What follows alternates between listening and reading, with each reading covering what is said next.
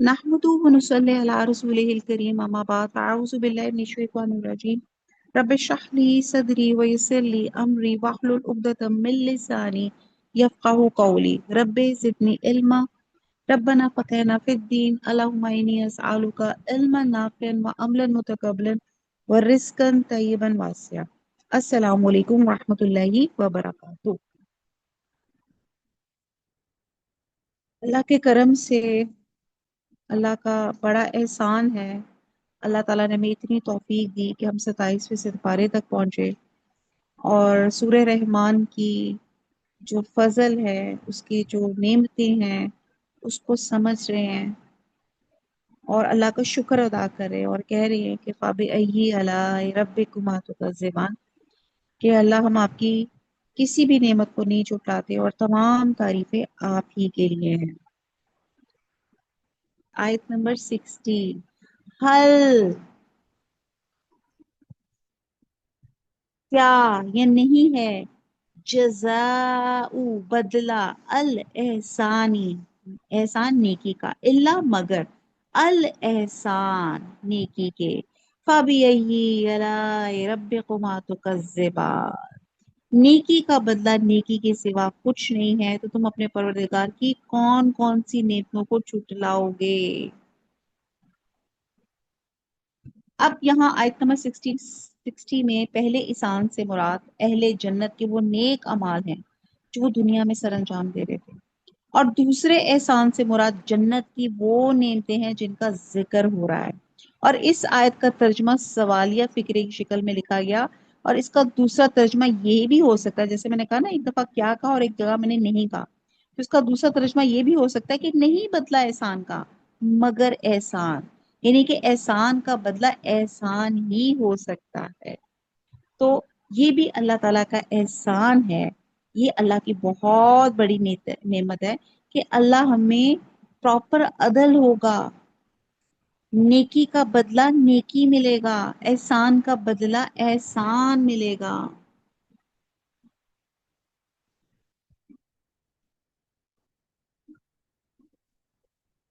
तो आप यहाँ अंदाजा लगाएं कि अब हम अल्लाह की कौन कौन सी नेमत को झुटलाएंगे। अल्लाह ताला हम आपकी किसी नेमत को नहीं झुटलाते, तमाम तारीफें आप ही के लिए हैं। तो अब आपको समझ आ गया, यहाँ पहले एहसान से मुराद नेकी और अताते इलाही है, और दूसरे एहसान से इसका सिला यानी कि जन्नत और उसकी नेमतें हैं। आयत नंबर 62। वामिन, और इन दोनों के अलावा, जन्नतान, दो बाग, फबी अय्यी अलाई रब्बिकुमा तुकज़्ज़िबान, और इन बागों के अलावा दो बाग और हैं, तो तुम अपने परवरदिगार की कौन कौन सी नेमत को झुटलाओगे। अल्लाह ताला हम आपकी किसी नेमत को नहीं झुटलाते, तमाम तारीफें आप ही के लिए हैं। और इन बागों के अलावा दो बाग और हैं। अब ये बाग कौन से हैं, इसकी भी दो सूरतें हैं। एक ये कि अहले जन्नत भी दो तरह के होंगे, एक साबिकून या मुकर्रबीन, दूसरे असहाबुल यमीन यानी आम अहले जन्नत, जैसे कि सूरह वाक़या में है। और मुकर्रबीन को दो बाग मिलेंगे, और वो इन बागों से आला किस्म के होंगे जो आम अहले जन्नत को मिलेंगे। और दूसरी सूरत ये भी है कि हर जन्नती को दो बाग तो आला किस्म के मिलेंगे और दो उससे कम दर्जे के। वलाई आलम, ये अल्लाह जानते हैं कि अल्लाह ताला कैसे कैसे नवाजेंगे। ये दो बाग शान और फजीलत में पिछले दो बागों से, जिनका जिक्र आयत नंबर 46 में गुजरा है, कमतर होंगे।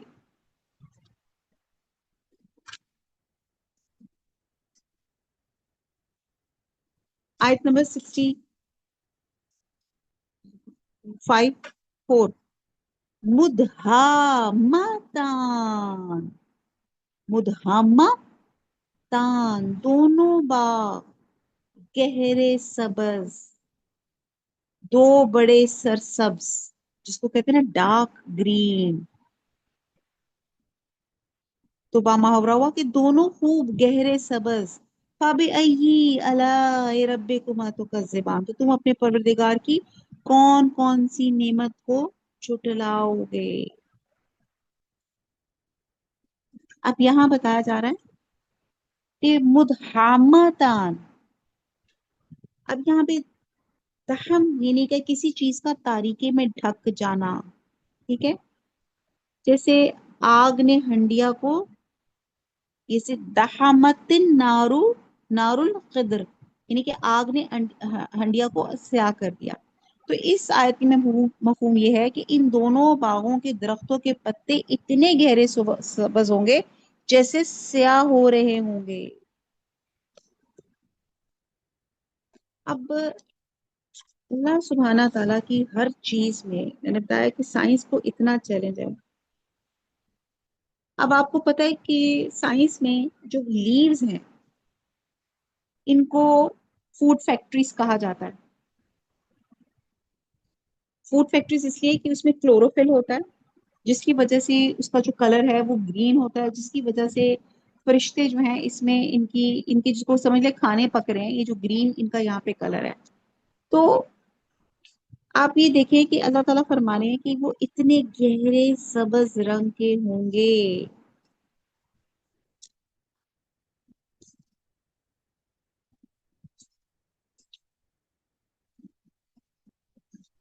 अब ये जो नबातात की दुनिया में क्लोरोफिल को वही मरकजी और नाकाबिल तर्दीद हैसियत हासिल है जो हैवानात की दुनिया में खून की। हम जानते हैं कि खून के बगैर हवा की ऑक्सीजन फेफड़ों की गुजरगाह से हमारी जान तक पहुंचने से कासिर है। लिहाजा हम जिस्म का हर उस जो है वो, अगर उसको ऑक्सीजन ना मिले तो वो क्या कहते हैं मौत की नींद सो सकता है। इसी तरह अगर पौधों में क्लोरोफिल ना हो तो हमें लहलहाती खेतियां ये नजर ना आए। यूं समझ लें कि क्लोरोफिल ना होता तो जिंदगी का पौधों में भी तस्वर मुहाल था। और जी हाँ, क्लोरोफिल के बगैर नबातात की दुनिया ना होती तो इंसानों समेत तमाम जानदार अपना रिज़्क किस तरीके से हासिल करते। नबातात और हैवानात न होते तो जानदारों से महरूम अरबों साल पुरानी जमीन भला किस काम की होती। पौधों का सबज मादा यानी कि क्लोरोफिल बड़ी अजीब और हैरत अंगेज है। माहिरीन कहते हैं कि कुदरत के चंद बेनजीर और नायाब अतियात में से एक क्लोरोफिल है जो सूरज की रोशनी में इस बुनियादी कीमियाई अमल को मुहर्रक, जिसको फोटोसिंथेसिस कहते हैं, पौधों में रोजी और रिस्क का इन्हिसार होता है। आप देखते हैं कि पौधों के हाथ पांव तो होते नहीं, ना वो भाग दौड़ कर बाकी जानवरों की तरह फिक्रे माश में मारे मारे फिरते हैं ताकि रोटी का इंतजाम कर सकें। तो अल्लाह सुब्हाना ताला ने क्लोरोफिल, सूरज की रोशनी में वो अमल करता है जिसे साइंसदान फोटोसिंथेसिस कहते हैं। ठीक है जी। और यूं सूरज की रोशनी में हसीन माहौल में इलेक्ट्रोमैग्नेटिक यानी कि तवानाई केमियाई जो है तवानाई में तब्दील होकर पौधों की गजा बन जाती है। और इस अमल में पौधे जानदारों की सांसों पर जिंदा रहते हैं, यानी कि जानदारों की सांसों में शामिल कार्बन डाइऑक्साइड पौधे जज़ब करके इसके सदके में हमें बेहतरीन ऑक्सीजन फराहम करते हैं। अब आप देखें कि क्या जबरदस्त एक सिस्टम है। अगर मैं इसको ये करूं कि कार्बन डाइऑक्साइड यानी कि वो जहर जिसे हम एक सांस भर भी जिस्म में रखना खिलाफ शान रखते हैं, अपने लिए मौत समझते हैं, क्लोरोफिल किस खूबसूरती से इसे और पानी को मिला के ऑक्सीजन की सूरत में हमें लौटा देता है और साथ साथ पौधे और हमारे रिस्क का दोहरा इंतजाम करता है। अगर दुनिया भर के इंसान ऑक्सीजन बनाने और यूं रिस्क बनाने के लिए फैक्ट्रियां लगा लें तो हमें भी सुकूनत के लिए खलाओं में इतनी तगोदो ना करनी पड़े कि क्यामत की घड़ियां आ पहुंचे। बहरहाल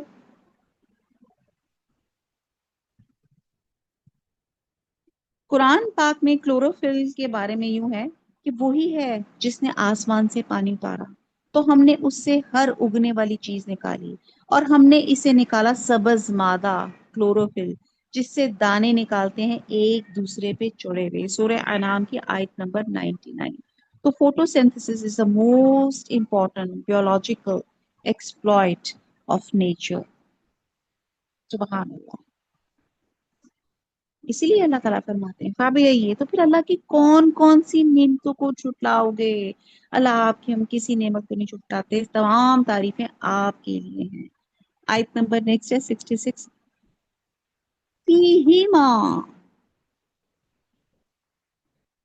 ان دونوں میں، عینانی، دو چشمے، نداخاتان، ابل رہے ہیں، ابلنے والے، بہت پانی والے چشمے، اہل جنت پہ خیر و برکت برسانے والے، نداختان، تو با محاورہ ہو گیا کہ ان میں دو چشمے ابل رہے ہیں، فَبِأَيِّ آلَاءِ رَبِّكُمَا تُكَذِّبَانِ، تو تم اپنے رب کی کون کون سی نعمت کو چھٹلاؤ گے؟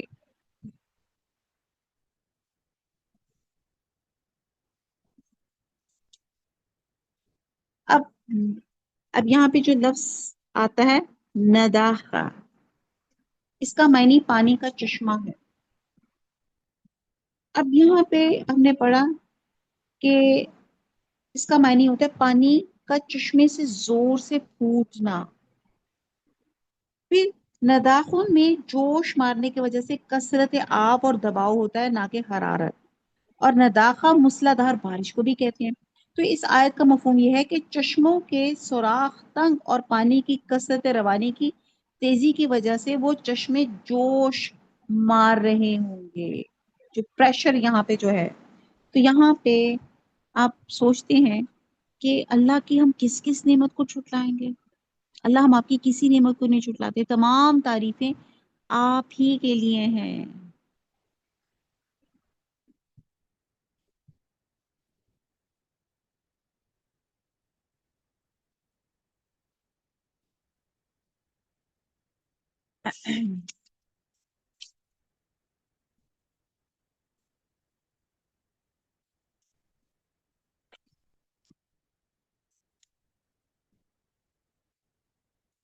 اب یہ جو دو باغ ہیں جسے ہم نے پڑھے، اب یہاں پر کثرت سیرابی اور سبزے کی فراوانی کی وجہ سے وہ مائل بے سیاہی ہوں گے، ابھی یہاں جو میں نے کلوروفل کا بتایا، اور پھر آگے پھر بات بتائی جا رہی ہے کہ دو جنتی باغوں کی صفت بتائی جا رہی ہے کہ ہر پھل دو قسم کے ہوں گے، اور شرف و فضل کی جو زیادتی ہوگی وہ دوسری بات میں نہیں ہے۔ اللہ تعالیٰ کس قدر رحیم ہے، رحمان ہے، اللہ تعالیٰ نے کس کس طرح سے ہمیں تمام یہ نعمتیں اللہ تعالیٰ ہماری بتا رہے ہیں کہ کس طرح کے اللہ تعالیٰ نے ہمیں بلیسنگز عطا فرمائی ہیں کہ ہم شکر ہی نہیں ادا کر پاتے۔ اللہ تعالیٰ تمام تعریفیں آپ کے لیے ہیں۔ اب یہ جو چشمے ابل رہے ہیں، یہ میں بہت دفعہ میں آپ کو یہ چشموں کے اوپر کھارے میٹھے پانی، اس پر ہم بہت ڈیٹیل سے بات کر چکے ہیں۔ اور آپ کو پتہ ہے کہ زندگی کی ابتدا بھی پانی سے ہوئی ہے، تو پانی از ویری امپورٹنٹ۔ تو یہ اللہ کی بہت بڑی نعمت ہے۔ زندگی کیا، انسان بھی، انسان کا جو نطفہ ہے وہ بھی ایک پانی کے قطرے سے زائگوٹ بنتا ہے۔ ان باقی دنیا میں بھی یہ جو لائف ہے اس کے لیے ایک جو امپورٹنٹ چیز ہے وہ پانی ہے۔ پھر آیت نمبر نیکسٹ آتی ہے 68، فی ہی ماں، ان دونوں میں، فاقہاتن، میوے، ونخل، اور کھجور، والرومان، رومان اور انار، با محاورہ ہے کہ ان میں میوے اور کھجورے اور انار ہیں۔ فَبِأَيِّ آلَاءِ رَبِّكُمَا تُكَذِّبَانِ، تو تم اپنے پروردگار کی کون کون سی نعمت کو جھٹلاؤ گے؟ اب اللہ تعالیٰ پھر اس میں پھر دوبارہ بتا رہے ہیں فاقہ، میوے ہیں، کھجورے ہیں، انار ہیں۔ فاقہ بمعنی خوش طبی، خوش مزاجی اور ہنستے ہنسانے والا ہوتا ہے، اور فاقہ کے معنی کسی کو میوہ کھلانا بھی ہوتا ہے، یا اور اپنے شیریں کلام سے کسی کو خوش ہونا۔ اور فاقہ سے مراد ایسے پھل ہیں جن کے کھانے کا اصل مقصد لذت اور سرور اور لطف حاصل کرنا نہ ہو، بلکہ غذائیت حاصل کرنا بھی ہو۔ پھر اس کے بعد کھجور کا ذکر فرمایا گیا، جو پانی کے ساتھ مل کر مکمل غذا بن جاتی ہے۔ پھر اگر پانی کے بجائے کھجور کے ساتھ انار کا پانی مل جائے تو سب مقصد حاصل ہو جاتے ہیں، کھانے کا بھی، پینے کا بھی، اور لطف اور سرور کا بھی، یہ اللہ کی نعمتیں ہیں۔ اللہ تعالیٰ نے ان پھلوں کا قرآن میں ذکر کیا ہے، اور الحمدللہ آپ دیکھتے ہیں کہ یہ جتنے بھی پھلوں کے نام بتائیں ان میں کتنی شفا ہے، انار میں کتنی شفا ہے۔ آج کل کے تو جو ہمارے ہومیوپیتھی والے ہیں اور یہ جو ہماری کیا انفلوئنسرز بنائیں جو یہ فوڈس کے فائدے بتاتی ہیں، وہ تو اب ایسے ہے کہ دل چاہتا ہے کہ چھلکے بھی نہ پھینکے، یہ جی انار کے چھلکوں میں یہ ہے، انار میں یہ ہے، ان کو یوں بنا لیں تو ان کو یوں کر لیں۔ تو ایک ایک چیز ہیومن، ایک انسان کے لیے ٹوٹل بینیفٹ ہے۔ اللہ تعالیٰ نے جو چیزیں بنائی اور بنائی کس کے لیے؟ انسان کے لیے۔ تو اللہ تعالیٰ ہم آپ کی کسی نعمت کو نہیں جھٹلاتے، تمام تعریفیں آپ کے لیے ہیں۔ پھر اللہ تعالیٰ فرماتا ہے نمبر 70 میں، فی ہننا، ان میں، خیرات حسان، خیرات خیرات، نیک سیرت عورتیں، حسان خوبصورت، حسان ہوتا ہے خوبصورت، حسین نفیس۔ اب پھر عورتوں کی بات کی جا رہی ہے، یعنی کہ کتنی بڑی نعمت ہے۔ اللہ تعالیٰ گھوم پھر کے پھر عورتوں پہ دوبارہ تاکید کریں کہ ان میں نیک سیرت اور خوبصورت عورتیں ہیں۔ فَبِأَيِّ آلَاءِ رَبِّكُمَا تُكَذِّبَانِ، تو تم اپنے پروردگار کی کون کون سی نعمتوں کو جھٹلاؤ گے؟ تو یہ اہل جنت کی دنیا کی بیویوں کے علاوہ دوسری قسم کی بیوی ہیں، یعنی کہ جنت کی حوریں، انتہائی پاکیزہ کردار والی اور بہت خوبصورت۔ اور اگلی آیت میں دوبارہ اس کو مینشن کیا جا رہا ہے، آیت نمبر 72 میں، حورن، حوریں، مقصوراتن، مقصور، پردہ نشین، فی الخیامی، فی الخیامی، خیام خیمہ، خیموں میں، فَبِأَيِّ آلَاءِ رَبِّكُمَا تُكَذِّبَانِ، اللہ تعالیٰ فرما رہے ہیں وہ حوریں ہیں جو خیموں میں مستور ہیں، تو تم اپنے پروردگار کی کون کون سی نعمت کو جھٹلاؤ گے؟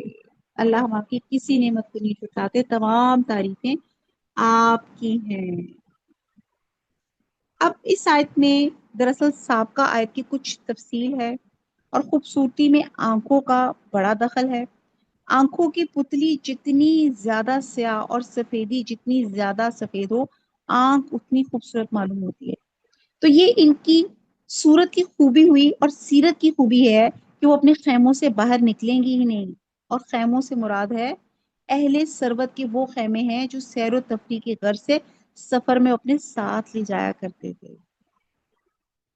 سبحان اللہ۔ تو آپ یہ دیکھیں کہ یہاں پہ اللہ سبحانہ تعالیٰ نے کتنی تعریف کی ہے۔ اور خیرات تن سے مراد اخلاق و کردار کی خوبی ہے، اور حسان جیسے میں نے پیچھے پڑھا اس کا مطلب حسن و جمال میں یکتا۔ حدیث میں نبی صلی اللہ علیہ وسلم نے فرمایا کہ جنت میں موتیوں کے خیمے ہوں گے، اور ان کا عرض 60 میل ہوگا، اور اس کے ہر کونے میں جنتی کے اہل ہوں گے جس کو دوسرے کونے والے نہیں دیکھ سکیں گے، اور مومن اس میں گھومے گا۔ سبحان اللہ، یہ نعمتیں اللہ تعالیٰ عطا فرمائیں گے۔ سبحان اللہ۔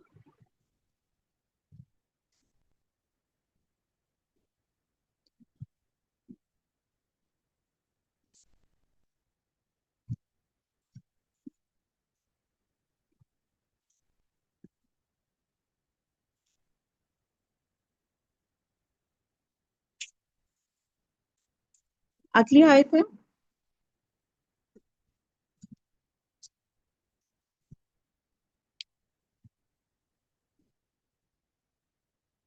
لم، نہیں، یت مس ہننا، نہیں ہاتھ لگایا ان کو، ان سن، یہ بات ہم نے پہلے بھی پڑھ لی اسی سورہ رحمان میں، انسان نے، قبلہم، ان سے پہلے، والا، اور نہ، جان، جن نے، فَبِأَيِّ آلَاءِ رَبِّكُمَا تُكَذِّبَانِ، با محاورہ ہے کہ ان کو اہل جنت سے پہلے نہ کسی انسان نے ہاتھ لگایا اور نہ کسی جن نے. تو تم اپنے پروردگار کی کون کون سی نعمت کو جھٹلاؤ گے؟ اللہ تعالیٰ ہم آپ کی کسی نعمت کو نہیں جھٹلاتے، تمام تعریفیں آپ کے لیے. اب اہل جنت کو ملنے والی حوریں کی یہاں پہ تیسری صفت، یعنی کہ وہ باکرا یا کواری ہوں گی. اس آیت سے یہ بھی معلوم ہوتا ہے کہ جو پرہیزگار جن جنت میں داخل ہوں گے ان کو بھی حوریں ملیں گی. اور واضح رہے یہاں جو تمت کے معنی ہے، یہاں پہ لکھا نا یتمس ہننا،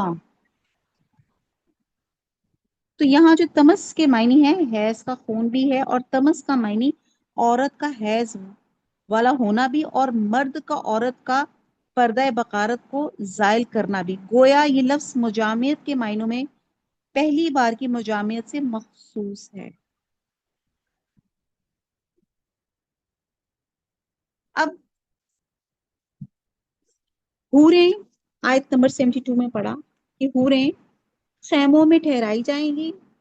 اب یہ کوالٹیز بتائی جا رہی ہیں، تو یہاں پہ ہمیں کیوں بتائی جا رہی کہ دنیا کی عورتوں میں ان کے اندر شرم ہونی چاہیے. اور یہاں جو بتائی جا رہی ہیں کہ حوریں خیموں میں ٹھہرائی جائیں گی، اہل جنت کی بیویاں ان کے ساتھ قصروں میں رہیں گی، اور ان کی سیر گاہوں میں خیموں میں حوریں بیٹھی ہوں گی جو مومنین کی کے لیے تفریح کا سامان فراہم کریں گی. حدیث سے معلوم ہوتا ہے کہ حوریں مومن خواتین سے مختلف ہوں گی. حضرت ام سلمہ سے روایت ہے کہ میں نے رسول صلی اللہ علیہ وسلم سے پوچھا، یا رسول اللہ، دنیا کی عورتیں بہترین ہیں یا حوریں؟ کیا خیال ہے آپ لوگوں کے بھی ذہن میں یہ سوال آ رہا ہے کہ نہیں؟ حضور صلی اللہ علیہ وسلم نے فرمایا کہ دنیا کی عورتوں کو حوروں پہ وہی فضیلت حاصل ہے جو ابر کو استر پر ہوتی ہے. میں نے پوچھا کس بنا پہ؟ تو فرمایا ان عورتوں نے نمازیں پڑھی ہیں، روزے رکھے ہیں، عبادتیں کی ہیں. یہ طبرانی کی روایت ہے. اس حدیث سے معلوم ہوتا ہے کہ دنیا میں جو عورتیں ایمان لائیں اور نیک عمل کرتی رہے دنیا سے رخصت ہو گئیں تو وہ اپنے عمل صالح کی وجہ سے جنت کی حقدار ہوں گی. اور حوریں تو کہتے ہیں یہ وہ لڑکیاں ہیں جو بالغ ہونے سے پہلے فوت ہوگی، ان کو اللہ تعالیٰ بغیر حساب کے جنت میں داخل کر دے گا، ان کو جوان اور خوبصورت بنا کے جنت کی اور نعمتوں کے ساتھ جنتیوں کو عطا فرمائے گا. سبحان اللہ.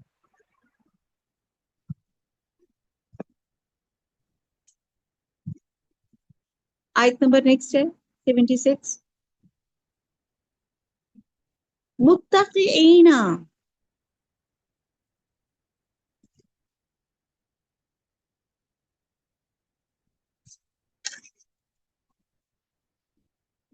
جیسے کہ ایک مجھے اور آتا ہے کہ ایک دفعہ ایک بوڑھی عورت نے حضور صلی اللہ علیہ وسلم سے پوچھا کیا میں جنت میں جاؤں گی؟ تو حضور صلی اللہ علیہ وسلم نے کہا نہیں.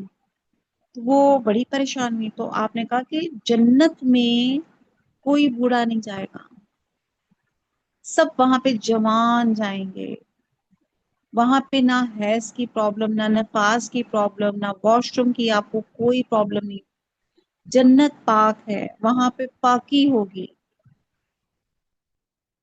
اور اللہ کی بہت بہت، یعنی کہ اللہ تعالیٰ ہر انسان کو اس وقت ہم بہت زیادہ فیئر ایجنگ سے کرتے ہیں نا دنیا میں، تو اللہ تعالیٰ نے وہاں پہ وہ ایجنگ کا سسٹم ہی ختم کر دیا. وہاں پہ تمام حسین، جوان اور خوبصورت ہوں گے، جو ایک خوبصورتی کا لیول ہے.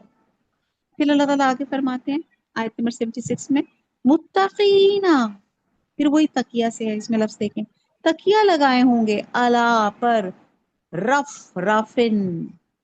رف رافن کا مطلب ہوتا ہے قالین، بچھونے، خزرن، خزرن سبز، و اب کریجی، اب کری، اور خوبصورت مسندیں. ابکری کہتے قیمتی، عجیب، خوبصورت بچونے، نفیس، حسان، نفیس. تو با محاورہ فَبِأَيِّ آلَاءِ رَبِّكُمَا تُكَذِّبَانِ، تو با محاورہ ہو گیا کہ سبز قلینوں اور نفیس مسندوں پہ تکیے لگائے بیٹھے ہوں گے، تو تم اپنے پروردگار کی کون کون سی نعمتوں کو جھٹلاؤ گے؟ اے اللہ تعالیٰ، ہم آپ کی کسی نعمت کو نہیں جھٹلاتے، تمام تعریفیں آپ ہی کے لیے ہیں۔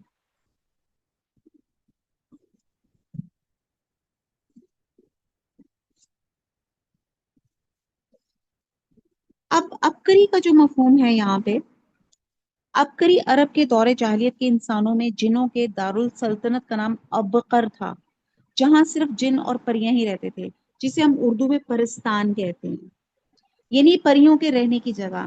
پھر لفظ عبقری کا اطلاق ہر نفیس اور نادر چیز پہ ہونے لگا، تو یا وہ پرستان کی چیز ہو جس کا مقابلہ دنیا کی عام چیزیں نہیں کر سکتی۔ پھر اس لفظ کا اطلاق ایسے آدمی پر بھی ہونے لگا جو غیر معمولی صلاحیتوں کا مالک ہو۔ اس لیے اہل عرب کو جنت کے سر و سامان کی غیر معمولی نفاست اور خوبی کا تصور دلانے کے لیے یہاں لفظ عبقری کا لفظ آیا ہے۔ تو یہاں پہ ایک سین کریٹ کیا ہوا ہے کہ وہ تکیے لگا کے نفیس مسندوں پہ بیٹھے ہوں گے۔ پھر آخری آیت ہے، تبارکا، بہت بڑا، بابرکت ہے، اسم، نام، ربی کا، تیرے رب کا، ذل جلال والاکرام، ذل جلال، صاحب جلال، اور اکرام، عظمت۔ تو آخری آیت کا بامحاورہ ترجمہ ہے کہ اے محمد صلی اللہ علیہ وسلم، تمہارا پروردگار جو صاحب جلال اور عظمت ہے، اس کا نام بڑا بابرکت ہے۔ اب پروردگار کا ذاتی نام اللہ ہے، اور رحمان ذاتی بھی ہے اور صفاتی بھی ہے۔ باقی اللہ کے سب نام صفاتی ہیں۔ ان میں سے ذل جلال والاکرام بڑا بابرکت صفاتی نام ہے، یعنی کہ اللہ تعالیٰ خود بھی بڑی بزرگی اور عزت والے ہیں، اور دوسروں کو عزت عطا کرنے والے اور ان پر لطف اور احسان کرنے والے ہیں۔ جیسے کہ اہل جنت پہ اس کے لطف اور احسان کا ذکر بھی ان آیات میں آیا کہ جب اس کا نام ہی بڑا بارا برکت ہے تو اس کی ذات مقدس کس قدر بابرکت ہوگی۔ اور حدیث میں ہے کہ حضور صلی اللہ علیہ وسلم ہر نماز سے سلام پھیرنے کے بعد پہلے اللہ اکبر اور پھر 3 دفعہ استغفر اللہ استغفر اللہ استغفر اللہ کہتے، پھر اس کے بعد یہ ذکر فرماتے، اللہم انت السلام و منک السلام و تبارکت یا ذو الجلال والاکرام۔ اللہ تعالیٰ ہمیں بھی توفیق دے کہ آج ہم نے جو یہ سورہ رحمان کو، اللہ کی نعمتوں کو پڑھا ہے، اللہ تعالیٰ اس پہ ہم اللہ کا شکر کرنے کے اللہ تعالیٰ ہمیں توفیق عطا فرمائے، اور ان نعمتوں کو جس چیز کے لیے اللہ تعالیٰ نے دی ہے اسی کو استعمال کر کے اس کا حق ادا کر سکے۔ اب یہاں پہ بتایا گیا کہ جنتی ایسے تختوں پہ فروکش ہوں گے جس پہ سبز رنگ کے مسند، غلیچے اور اعلیٰ قسم کے منقش فرش بچھے ہوں گے۔ آپ کو پتا ہے، گھر لے لیں بنا لیں تو اس کے بعد ہمارا بیڈنگ، پھر بیڈز لے لیے، میٹریسز بچھا لیں، تو پھر ہوتا ہے کہ بیڈنگ اوپر بچھائیں کیا؟